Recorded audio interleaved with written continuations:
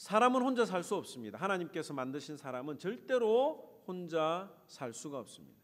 그래서 하나님이 최초의 사람 아담을 만드신 후에 하나님께서 생각하시기를 사람이 혼자 사는 것이 좋지 않다고 하셨고 아담을 위해서 돕는 배필을 하와를 창조하셨습니다. 이것은 성경뿐만 아니라 모든 사람들이 다 공감하는 내용이에요. 여러분들 우리가 이 미국에서 한자를 쓰진 않지만 잘 알다시피 사람 인자가 어떻게 되어 있습니까? 이렇게 서로 맞대어 있는 모습이죠. 그 한자를 설명하기를 사람도 혼자 살 수 없고 서로 돕고 기대며 살아가는 것이 사람이다라고 하는 것을 말한다고 합니다. 그런데 이 사람들이 같이 살게 되면서 관계를 형성하게 되는데 이 관계를 유지하기가 참 힘들어요. 혼자 살면 편하긴 한데 외롭고 같이 살면 따뜻하긴 한데 그 관계가 껄끄럽기도 합니다. 또 둘이 있으면 괜찮아요. 둘이 있으면 서로 이렇게 마음을 맞춰서 갈 수 있는데 셋 이상 모이게 되면 꼭 어떤 그룹에서든지 문제가 생기게 됩니다. 그래서 사람은 혼자 살 수 없고 다른 사람들과 공존할 수밖에 없는데 그 관계를 우리가 어떻게 잘 맺고 살아가느냐가 우리들의 어떤 그런 삶의 기쁨을 주느냐 아니면 괴롭게 하느냐라고 볼 수가 있죠. 부부도 서로 사랑해서 결혼을 했는데 함께 사는 순간 갈등이 시작됩니다. 사랑해서 같이 사는데 같이 살면 갈등이 시작되는 거예요. 심지어 자기가 사랑해서 낳은 자녀들 또 자기를 낳아주신 그 부모님을 사랑하는데도 부모와 자녀와의 갈등이 있습니다. 이 갈등의 원인이 뭐냐라고 하는 것을 한마디로 이야기하면 결국에는 이게 마음의 문제죠. 마음의 문제. 서로 마음이 맞으면 거리와 시간은 아무런 상관이 없습니다. 제가 아내하고 장거리 연애를 했는데 만나서 한 대여섯 시간 만나기 위해서 올라가는데 10시간을 왕복으로 투자를 해야 되거든요. 그런데 그 10시간이 전혀 지루하지 않고 설레는 마음으로 즐거웠습니다. 그런데 부부가 싸우면 옆에 누워 있어도 참 멀리 느껴지는 거예요. 아무리 교회가 멀어도 그 교회를 오는 것이 즐겁고 기쁘고 성도들 간의 교제가 아름답고 하나님을 만나는 곳이면 1시간 거리 이거 아무것도 아닙니다. 그런데 교인들에게 서로 상처를 받고 마음이 다쳐버리게 되면 이 10분 거리도 무지 길게 느껴지는 거 아닙니까? 이처럼 이 관계라고 하는 게 참으로 중요한 거예요. 이 서로의 관계를 유지하는 것이 참 중요한데 실질적으로 어렵습니다.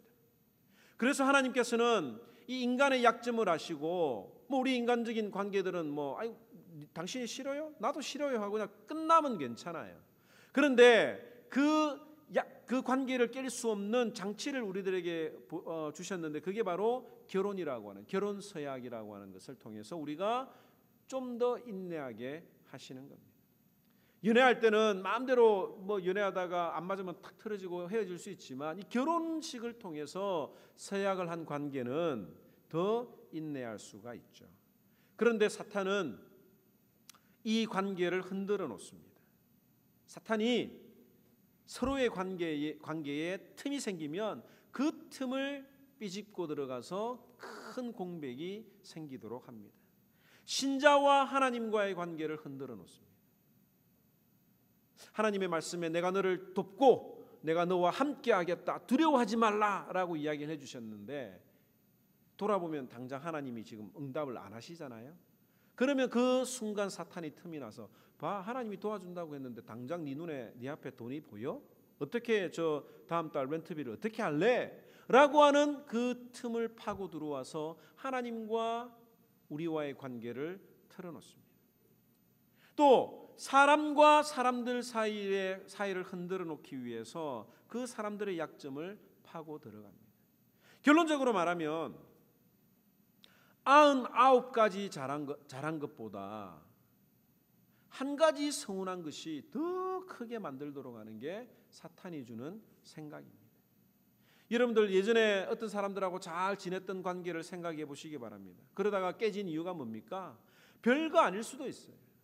별거 아닐 수도 있는데 그 서운한 마음과 고마운 마음을 객관적인 저울로 달아보면 충분히 그동안에 그 사람이 나에게 베풀었던 고마운 감정이 그 저울로 이렇게 비교가 안 되도록 이렇게 치우칠 텐데, 그 내 마음속에 받은 상처의 무게가 그것보다도 훨씬 더 무겁다는 것을 여러분들이 알고 있지 않습니까? 이 사람들의 마음은 주관적이기 때문에 자기의 상처가 훨씬 더 큰 거예요. 그 마음을 사탄이 알고 파고 들어갑니다. 왜 오늘 이 이야기를 하느냐? 이 오늘 본문의 배경이 바로 그런 내용이에요. 이 내용을 본문에 했던 그런 그 상황을 우리가 이해하지 않고 이 말씀을 읽으면 우리가 다른 길로 생각을 할 수도 있습니다. 물론 그 구절구절에 따라서 우리가 은혜를 받을 수 있지만 2장과 3장에 쓰여진 이 내용의 배경이 무엇인가를 우리가 먼저 살펴봐야 될 것입니다. 사도 바울은 이 데살로니가 지역에서 합류한 실라와 디모데를 고린도에서 만났습니다. 그리고 고린도에서 1년 6개월 동안 같이 사역을 했는데 디모데와 실라가 전해준 소식에 의하면 이 데살로니가 교회 성도들이 어렵고 힘든 상황 가운데서도 정말 믿음으로 잘 살았다라고 하는 것을 그 사도 바울에게 전해줬습니다. 그런데 그 디모데가 전해졌던 소식들 가운데 이 데살로니가 교회의 긍정적인 어떤 그런 내용들만 있었던 것이 아니라 또 좋지 않은 소식들이 있었던 것 같아요. 그 내용이 뭐냐면 데살로니가 교회 성도들 중에 이 사도 바울이 빨리 그날 밤에 데살로니가를 떠났던 것을 가지고 문제를 삼았던 성도들이 있었던 것 같습니다. 다른 말로 이야기하면 여러분이 알다시피 바울은 데살로니가에서 비교적 짧은 시간 약 3주 동안 머물며 복음을 전했습니다. 그런데 그곳에서 유대인들의 핍박이 너무 심했죠. 그래서 그 유대인들이 이 사도 바울을 잡으려고 사도 바울을 숨겨주었던 머물게 했던 야손의 집에 깡패를 데리고 들어가서 사도 바울을 내어놓으라고 횡포를 부렸던 장면을 아마 여러분들이 기억을 하실 것입니다. 그날 밤에 데살로니가에 있는 형제들이 사도 바울과 디모데와 실라를 베레아로 보냈던 일을 아마 여러분들이 기억을 하실 거예요. 그런데 이 말씀을 준비하면서 가만 생각해 보니까 사람들이 오해했을 수도 있겠다라고 하는 생각이 들었습니다. 왜 그러냐면 밤에 갑자기 와야 하니까 충분히 설명을 못하고 왔을 수도 있는 거예요. 물론 다른 사람들이 그 바울 일행이 떠난 것에 대해서 설명을 해 주었을 수도 있겠지만 이 설명이 한번 딱 자기가 생각을 해버리면 사람들은 자기가 생각한 대로 생각을 하기 때문에 누가 설명을 해줘도 이런 오해가 풀리지가 않는 거예요. 우리가 교회나 인간적인 1대1의 어떤 그런 관계에서도 우리가 흔히 자주 겪는 내용이 아닙니까? 많은 분들이 이 목사나 교회 혹은 성도들 간에 또 가족 간에 오해가 생기는 이유가 뭐냐면 서로 충분한 대화를 나누지 못해서입니다. 헌금이나 교회 행정이나 혹은 목회 방침에 여러분들이 궁금함이 생기면 바로 물어봐야 됩니다. 부부나 자녀뿐만 아니라 누구와도 궁금하면 그 자리에서 물어보는 것이 좋습니다. 제가 얼마 전에 교회 청년하고 그 교회 청년이 운전하는 차를 타고 간 적이 있습니다. 그런데 이 청년이 갑자기 저한테 물어보는 거예요. 목사님, 정말 궁금해서 물어보는데 목사님은 왜 제가 운전할 때 손을 이렇게 손잡이에 잡고 있습니까? 라고 물어보는 거예요. 혹시 제가 운전을 불안하게 해서 그런 거 아닙니까? 라고 물어보는 거예요. 그러니까 만약에 안 물어봤으면 목사님이 내가 운전하는 게 참 편하지 못하다고 생각을 하겠구나라고 오해할 수도 있죠. 근데 물어보니까 제가 이야기를 한 거예요. 야, 아니야. 나는 원래 내가 운전을 해도 팔을 올리고 운전을 해. 이 팔이 무거워서 그런지 몰라도 자꾸 내려가면 힘들어서 팔을 올려. 잘 때도 나는 팔을 올리고 자라고 제가 설명을 해줬습니다. 그래서 제가 그러면서 이 설교를 준비하면서 왜 내가 팔을 올리고 잠을 자지? 라고 이제 인터넷을 찾아보니까 여러분들 누가 팔을 올리고 잡니까? 아이들, 신생아들. 신생아들이 엄마 뱃속에 이렇게 웅크리고 있다가 밖에 나오면 편안하거든요. 그래서 이 만세를 부르고 잔다는 이야기를 들었어요. 그래서 내가 편하구나. 내가 이렇게 올리는 게 편해서 내가 편한 잠을 자는구나 라고 이야기를 하는 거죠. 또 팔을 올리면 아내는 또 이 팔베개 해준다고 좋아해요. 그런 사정도 모르고. 물어보면 됩니다. 중요한 건 물어보면 되는 거예요.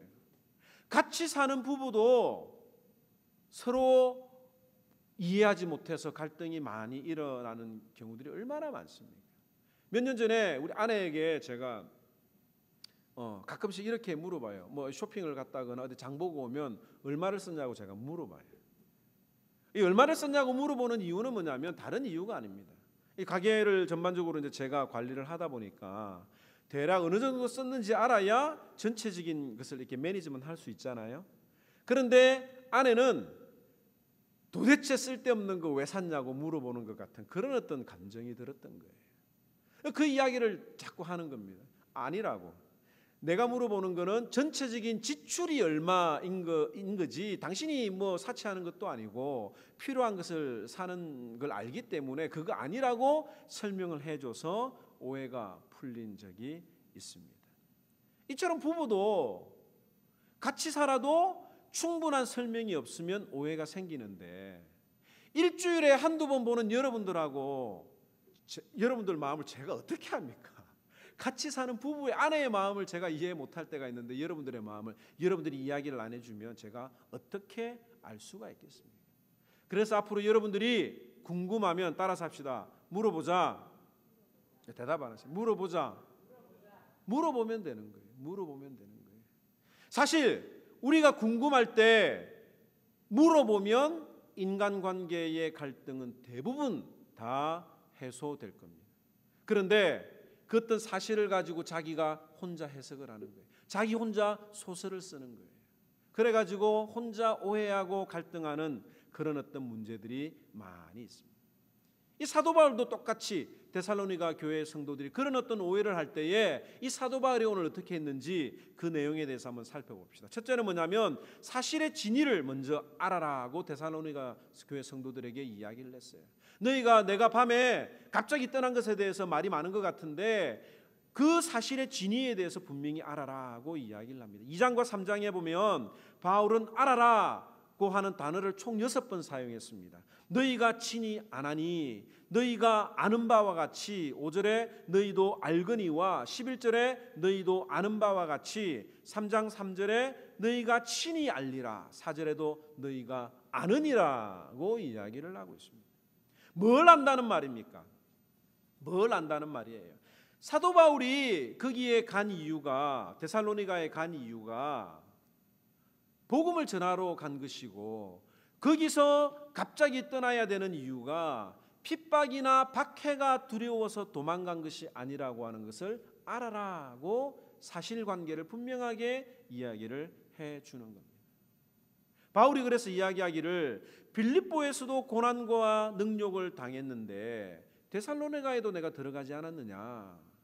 그곳에서도 하나님을 힘입어 많은 싸움이 있었지만 하나님의 복음을 내가 전하지 않았느냐라고 설명을 하는 거예요. 여기 빌립보에서 내가 고난을 받았던 일에 대해서 설명을 하는데 빌립보에서 어떤 일이 있었습니까? 복음 전하는 것이 빌립보 성을 요란하게 한다고 하고 또 받지도 듣지도 못하는 행할 풍속을 전한다는 이유로 잡혀서 고문을 당하고 빌립보 그 지하 감옥에 갇혔던 일을 여러분들 기억하십니까? 그곳에서 한 간수를 만나서 주 예수를 믿으라 그리하면 너와 내 집이 구원을 얻으리라고 하는 사건이 그 빌립보에서 일어났던 거예요. 이 오늘 2절에서 6절 말씀에 보면 너희가 아는 바와 같이 우리가 먼저 빌립보에서 고난과 능욕을 당했으나 우리 하나님을 힘입어 많은 싸움 중에 하나님의 복음을 너희에게도 전하였노라고 이야기를 하고 있습니다. 자신들이 데살로니가에서 복음을 전한 이유는 사람을 기쁘게 하려고 한 것이 아니요 우리의 마음을 감찰하시는 하나님을 기쁘시게 하려고 했다는 것을 분명히 알아라고 이야기를 하는 겁니다. 이 바울의 일행이 복음을 전했던 것은 자신들의 탐심을 위해서 아첨하거나 속이지 않았다는 것에 대해서 하나님이 증인이 되어 주신다라고 이야기를 하고 있어요. 그들이 복음을 전한 것은 오직 하나님께 옳게 여기심을 입어 복음을 위탁받았기 때문이었다라고 분명히 충분하게 설명을 하고 있습니다. 앞으로 우리가 앞에서 설명했던 것처럼 우리가 어떤 일이 생길 때 사건의 진위를 파악하는 것이 너무나도 중요합니다. 왜 그랬는지에 대해서 궁금하면 물어보고 아는 것이, 그 정확한 뜻을 아는 것이 필요합니다. 사도 바울도 데살로니가 교인들에게 내가 그곳에서 떠난 것이 핍박을 피해서 떠난 것이 아니고, 내가 빌립보에서도 그랬던 것처럼 거기서도 내가 복음을 전했던 것이 아니냐라고 설명을 하고 있는 거예요. 둘째는 뭐냐면, 따라서 합시다. 기억하라.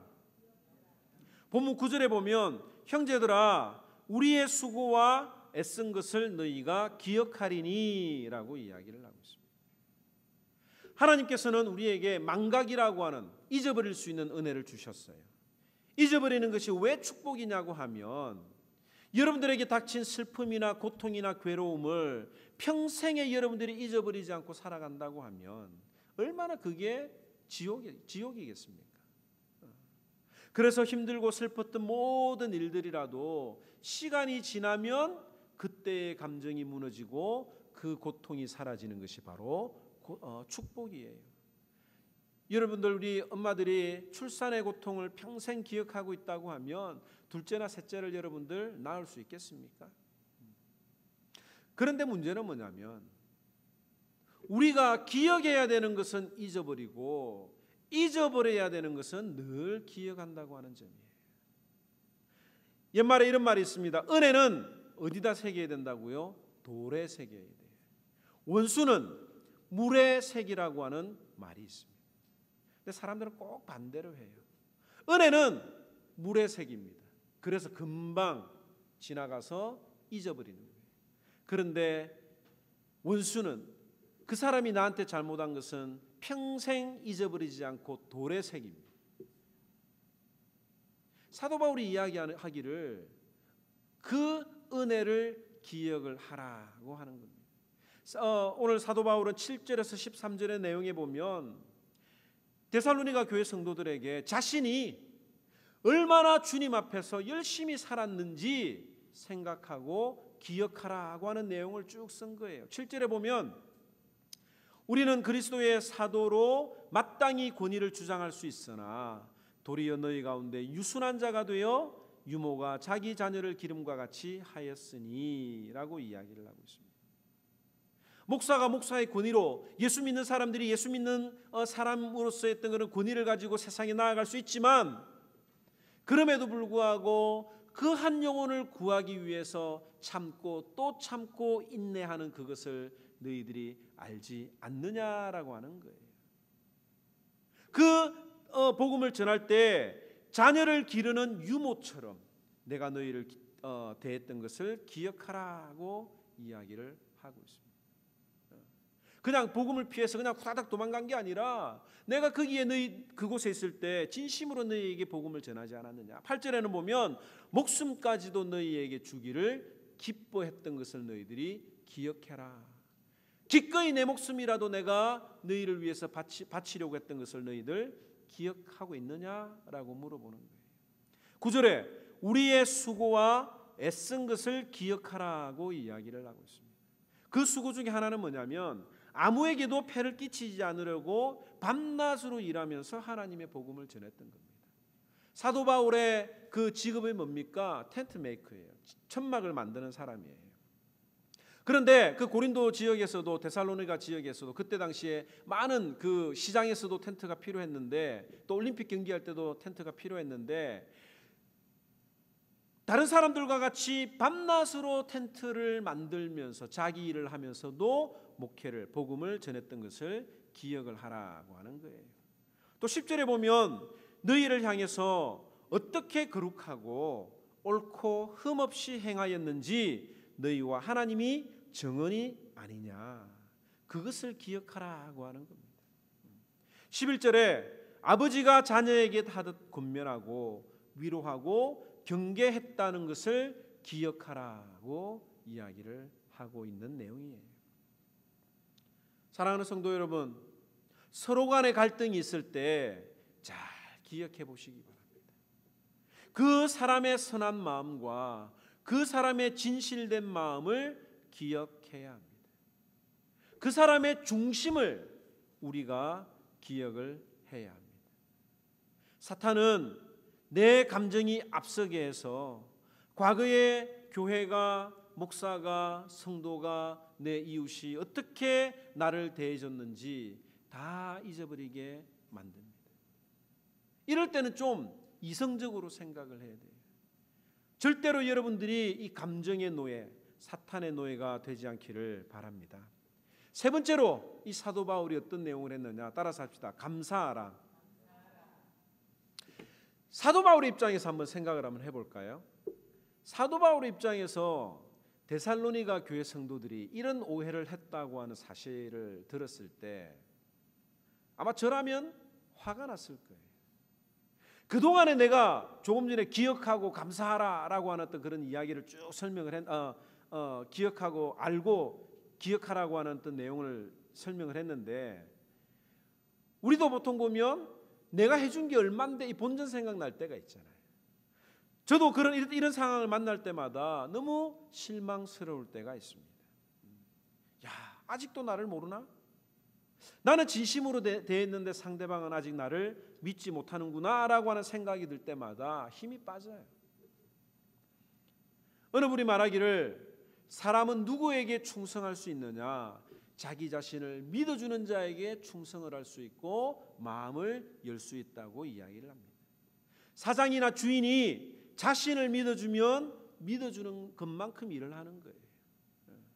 열심히 일을 했는데, 정말 자기 회사라고 열심히 일을 했는데 나중에 결과적으로는 그 사람은 그냥 소모품으로 생각을 하고 다른 사람을 믿어주거나 하면 배신감을 느끼지 않습니까?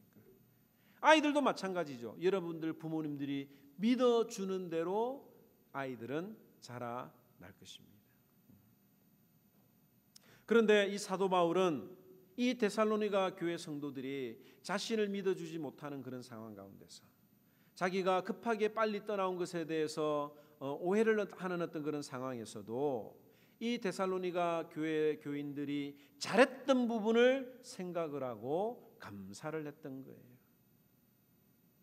이 사도 바울이 데살로니가 교회 성도들을 생각할 때 감사했던 것, 그걸 뭘 기억을 했느냐면 13절에 이러므로 우리가 하나님께 끊임없이 감사함은 너희가 우리에게 들은 바 하나님의 말씀을 받을 때에 사람의 말로 받지 아니하고 하나님의 말씀으로 받음이니 진실로 그러하도다. 이 말씀이 또한 너희 믿는 자 가운데서 역사하느니라. 사도 바울이 아무리 생각해도 데살로니가 교회 성도들이 자신이 복음을 전할 때 사람의 말로 받지 않고 하나님의 말씀으로 받아준 것에 대해서 감사했던 것을 기억을 했던 겁니다. 그 감사를 생각했던 거예요.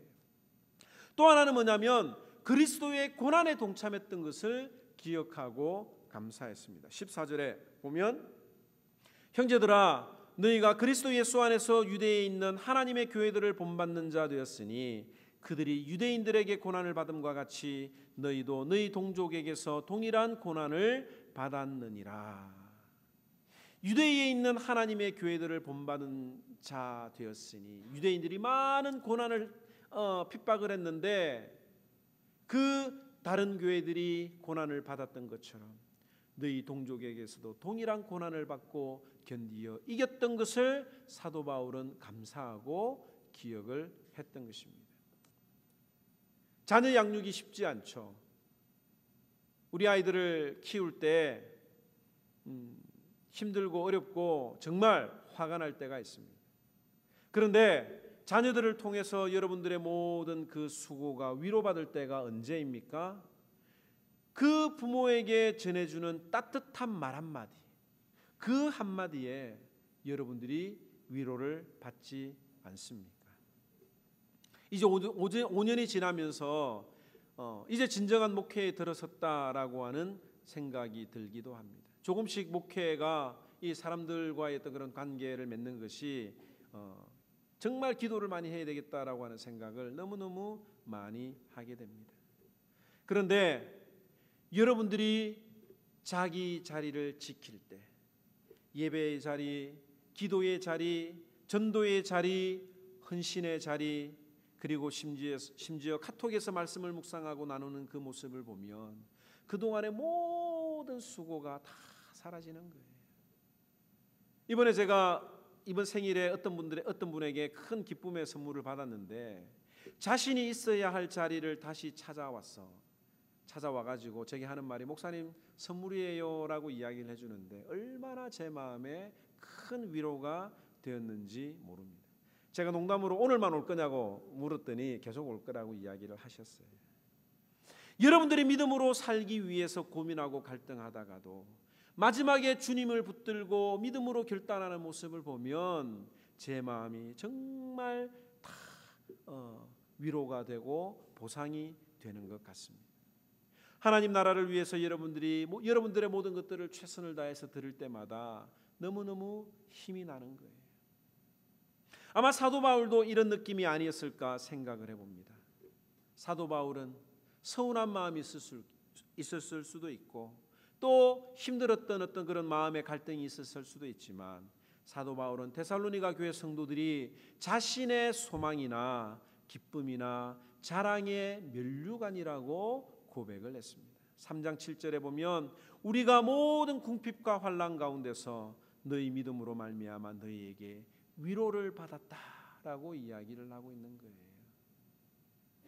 여러분들의 자녀가 여러분들의 면류관인 것처럼 제 목회의 면류관이 바로 여러분들이 되는 것이기 때문에 그렇습니다. 여러분들이 서로 간에 오해가 생겼을 때는 그 사람이 나에게 먼저 베풀어 주었던 그 감사한 내용을 찾아서 기억을 해보시기 바랍니다. 그것이 바로 사도 바울이 데살로니가 교회와의 그런 관계에서 찾았던 해결책이었어요. 마지막으로 한 가지 더 살펴볼 내용이 뭐냐면, 그냥 말로만 생각을 한 게 아니에요. 말로만 알고 기억하고 감사한 게 아니라 자신도 그 데살로니가 교회를 다시 방문하려고 노력하고 있었다라고 하는 것을 이 3장을 통해서 밝히고 있습니다. 2장 17절에 보면 마음으로 내가 떠나지 않았다라고 밝히고 있죠. 또 3장 1절에서 5절에 보면 그래서 내가 가고 싶었지만 내가 여러 번 한두 번 가려고 했지만 사탄이 막아서 그래서 내가 디모데를 너희에게 보내지 않았느냐라고 이야기를 하는 거예요. 또 3장 6절에서 13절에 보면 그 디모데의 선교 보고를 받았고 지금 내가 너희를 위해서 주야로 밤낮으로 기도하고 있다라고 이야기를 했습니다. 말로만 끝나는 게 아니에요. 그 데살로니가 교회 성도들이 가지고 있는 오해를 풀기 위해서 그가 여러 번 찾아가려고 했고 밤낮으로 기도하고 있다고 하는 것을 이 데살로니가에 보내는 편지를 통해서 기록을 하고 있는 것입니다. 말씀을 정리하도록 하겠습니다. 데살로니가 지역에서 일어난 사도 바울에 대한 오해는 자칫 잘못하면 데살로니가 교회에 큰 시험이 될 수 있었을 뿐만 아니라 이 사도 바울에게도 큰 낙심이 될 수도 있었을 것입니다. 앞으로 우리 교회도 이런 일이 없다고 장담할 수는 없을 거예요. 이런 일이 생길 때마다 목사나 교회나 목회 방침이나 여러 어떤 일들을 통해서 오해가 생길 때마다 우리는 이 말씀을 기억을 해야 합니다. 3장 8절 말씀 다 같이 한번 읽어볼까요? 3장 8절 말씀, 데살로니가전서 3장 8절 말씀 다 같이 읽습니다. 시작. 주 안에 굳게 선즉 우리가 이제는 살리라. 우리가 서로 사는 방법이 뭐냐면 주 안에서 굳게 서 있는 거예요. 서로에 대한 믿음을 가지고 있어야 되는 겁니다. 하나님과의 믿음, 흔들리지 아니하는 믿음을 가지고 있어야 되고, 여러분들이 주의 몸된 이 하모니 교회에 대한, 목사에 대한, 서로 간에 대한 믿음이 있어야 살 수 있다고 분명히 이야기를 하고 있습니다. 사탄은 우리가 주 안에서 굳게 서 있지 못하게 합니다. 인간적인 방법이나 세상의 기준으로 인해서 내 믿음이 자라지 못하도록 합니다. 하나님은 언제나 그 자리에 계세요. 그런데 사탄이 나로 하여금 오해를 하게 만들죠. 하나님이 떠난 것처럼 오해하게 만듭니다. 실제로는 내가 떠났는데도 말이죠. 그러나 주 안에 굳게 서 있는 자는 평강의 평강으로 하나님이 지켜주신다고 이사야 26장 3절 말씀에 기록하고 있습니다. 주께서 심지가 견고한 자를 평강하고 평강하도록 지키시리니 이는 그가 주를 신뢰함이니라. 오늘 이 말씀을 통해서 우리들의 삶에 혹 다른 사람들과의 관계에서 오해를 하거나 또 그 오해로 말미암아 내가 상처를 받고 힘들어하는 분들이 있습니까? 잠언에 보면 하나님과의 관계가 사람들과의 관계를 평안하게 만든다고 하는 말씀이 있어요.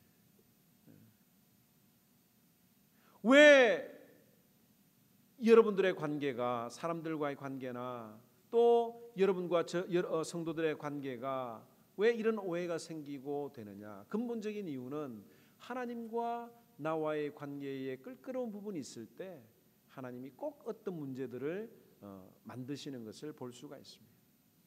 그래서 우리가 하나님 앞에 기도할 때, 하나님, 사람들을 만나고 복음을 전하고 주의 사랑을 나눌 때에도 내가 드러나지 아니하고 하나님의 사랑으로 이 일들을 전하게 하여 주시옵소서라고 기도하는 것이 필요한 것 같아요.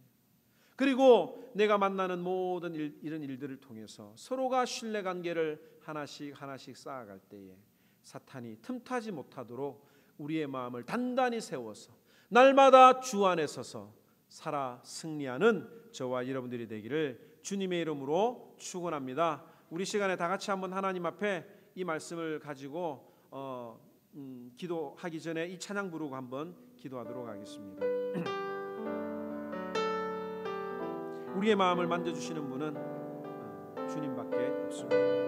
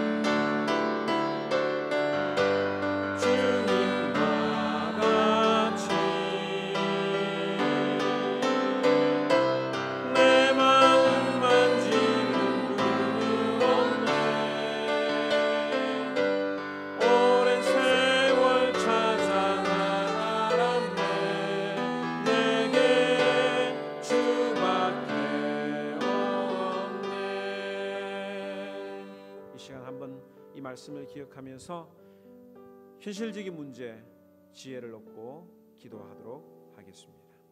하나님 감사합니다.